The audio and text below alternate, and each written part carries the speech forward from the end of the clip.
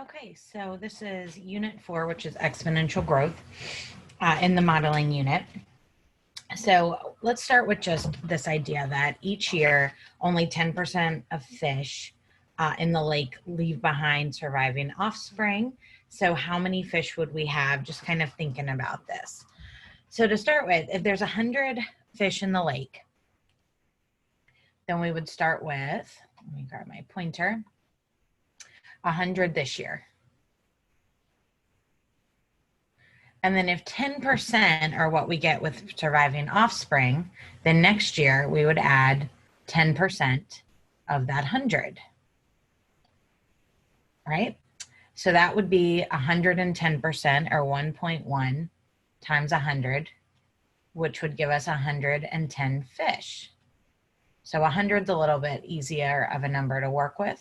We had 100, 10% of 100 is 10. So that gives us 110 fish at the end. So that's just this year. Then if we had 1,000 fish, how many would we have this year? So same idea with the math. If we have 1,000, then we would add 10% of 1,000, which would be the whole 1,000 plus the other 100, or 110%. So we'd be left with 1,100 fish. Now, my next question, though, is what's this going to look like at in years? What type of population growth are we expecting?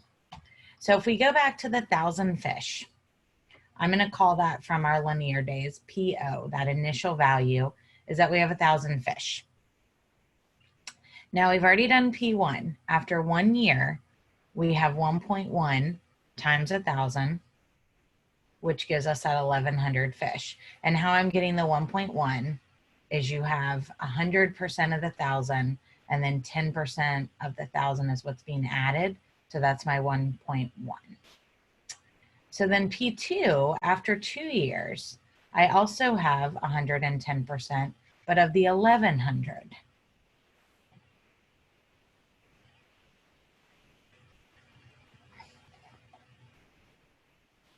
Which is giving me how many fish?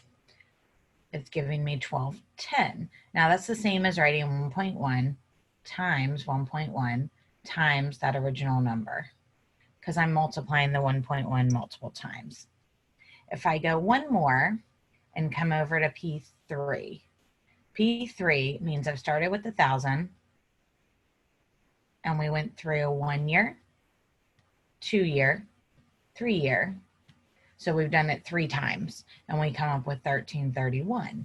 Same as if we did 1.1 times the previous year.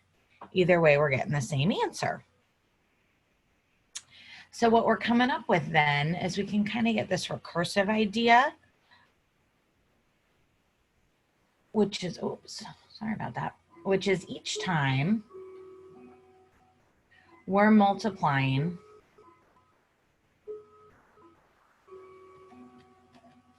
(1.1) times the previous year, which is Pn minus 1. Okay, but in order to do that, we have to know each year.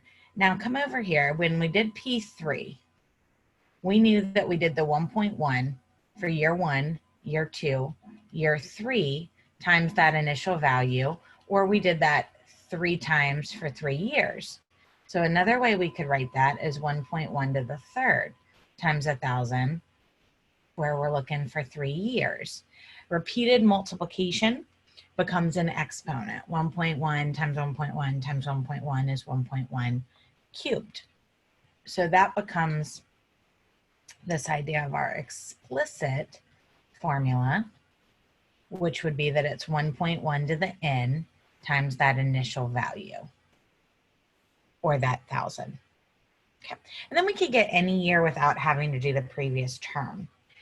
So moving down, we have this exponential growth.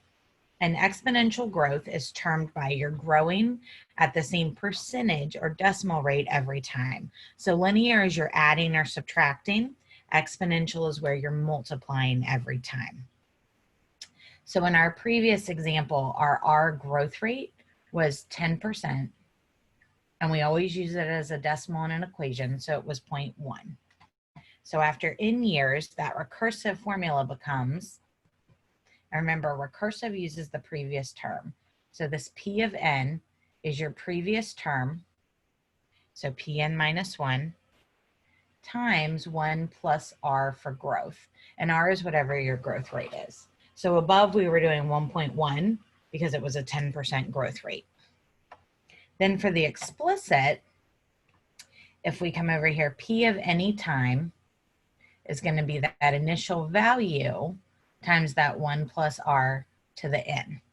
So again, r is your growth rate, and then we're adding it to 1 because that was that initial amount.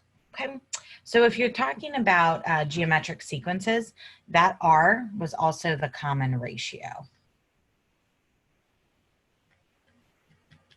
Okay, and what I mean by that is earlier when you did 2, 4, 8, 16, you were multiplying by 2.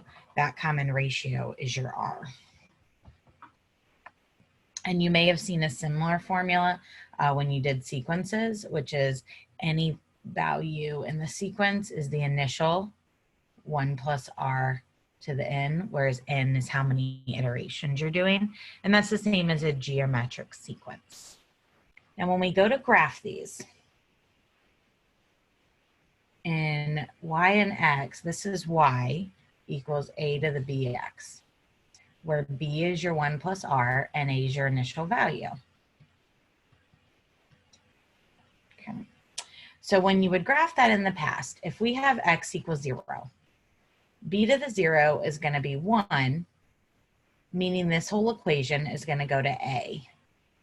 So these equations are going to go through your initial value, 0, comma a, every time. And then what they look like on top of it is they're very quick. So let me try to draw that not sideways. So they're a very fast growing curve once you get past that initial value.